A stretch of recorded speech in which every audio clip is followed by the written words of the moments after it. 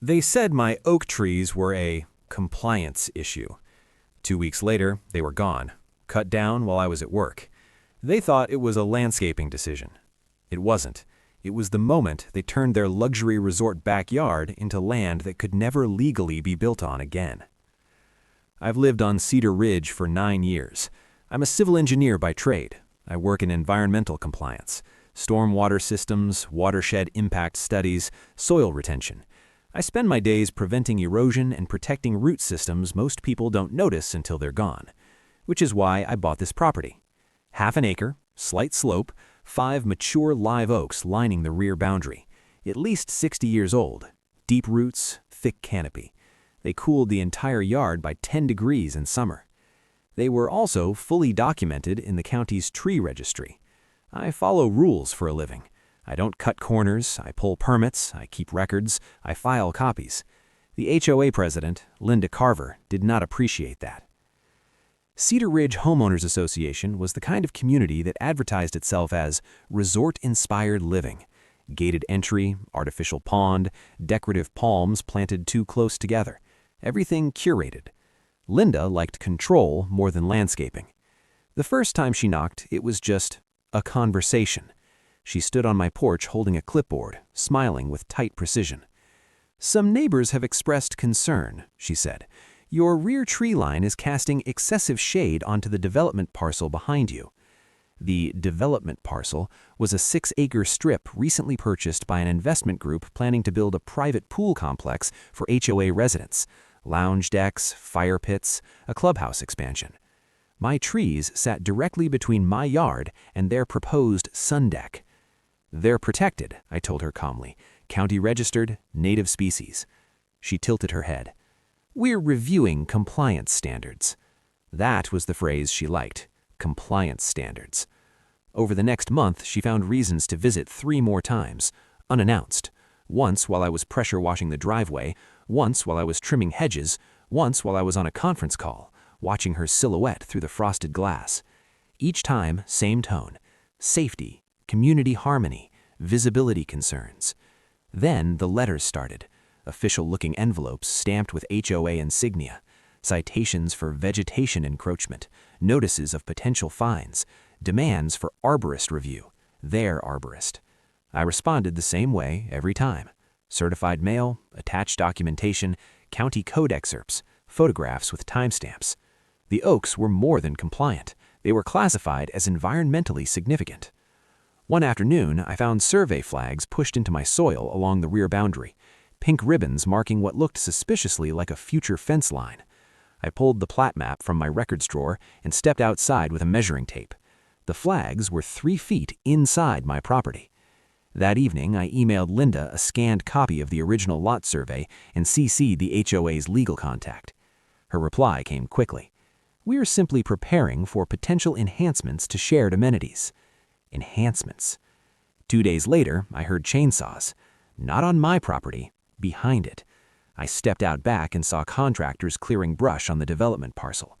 They weren't near my trees yet, but they were close enough that sawdust drifted across the fence line like dry snow. I installed cameras that night. Discreet, motion-activated, backed up to cloud storage. I wasn't paranoid, I was methodical. The final warning came disguised as courtesy. Linda arrived one Saturday morning with a folded paper in her hand. "We've received legal guidance," she said.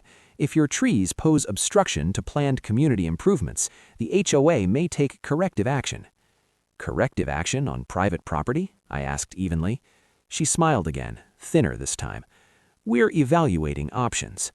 That was the moment I understood. This wasn't about shade, it was about leverage. And people who believe authority is implied don't usually ask before they take. I checked my cameras again that night and waited. If you enjoy the video, please subscribe. They came on a Tuesday, 10:17 a.m. I know the time because I was in a project meeting when my phone vibrated.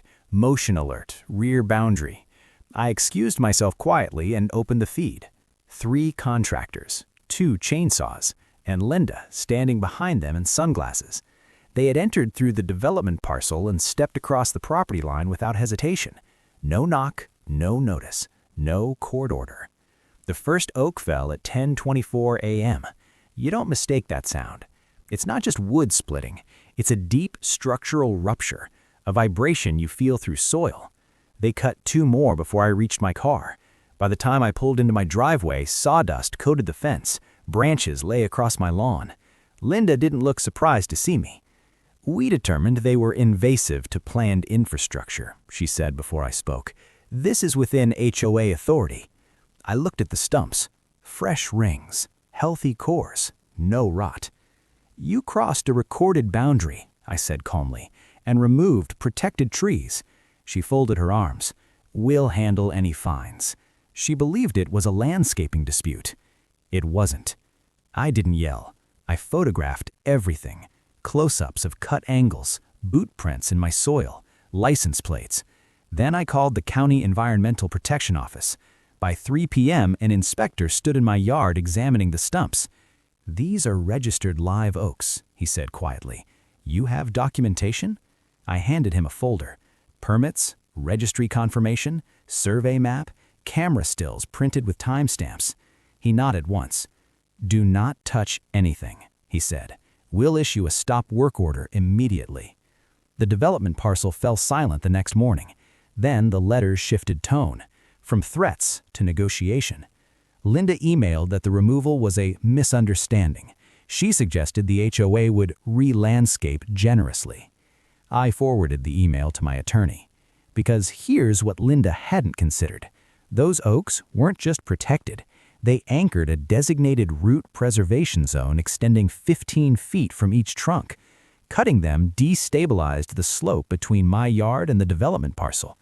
Under County Environmental Code, any land impacted by unlawful removal of protected trees required a full geotechnical assessment before further construction could proceed. The assessment revealed what I already knew. Without the root systems, soil retention on the boundary line was compromised. Any large-scale hardscaping, pool decks, foundations, concrete structures now required reinforced retaining systems and engineered stabilization, costing more than the entire landscaping budget. The stop work order became a formal environmental violation notice. Fines accrued daily. Then came the preservation directive. Until remediation plans were approved and slope stability restored, no vertical construction could occur within 30 feet of the boundary.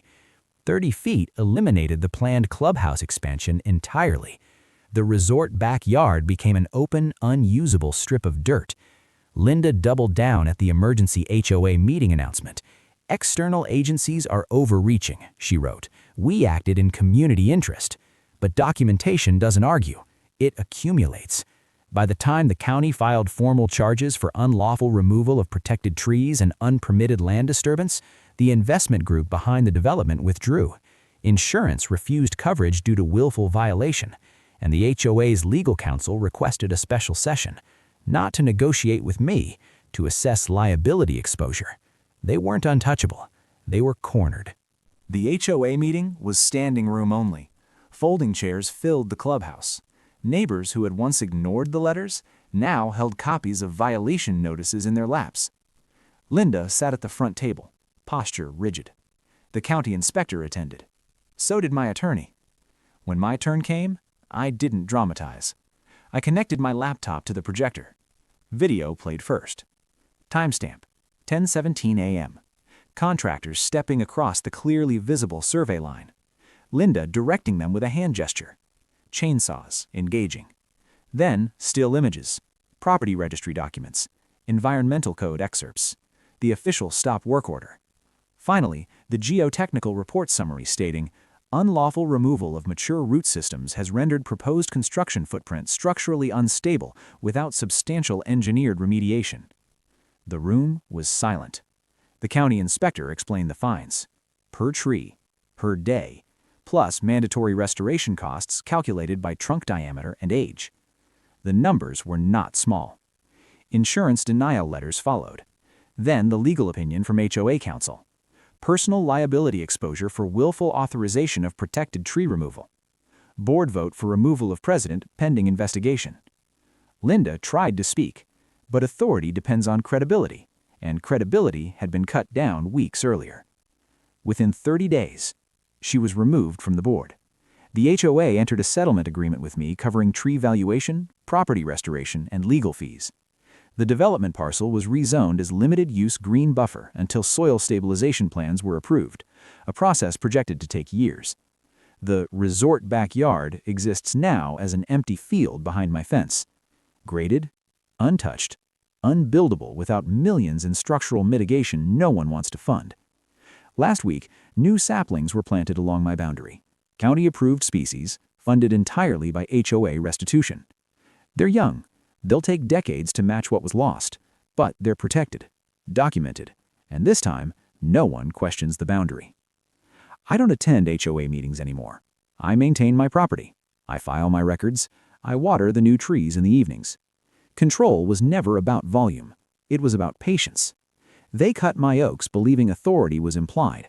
They learned authority is documented, and documentation doesn't need to shout.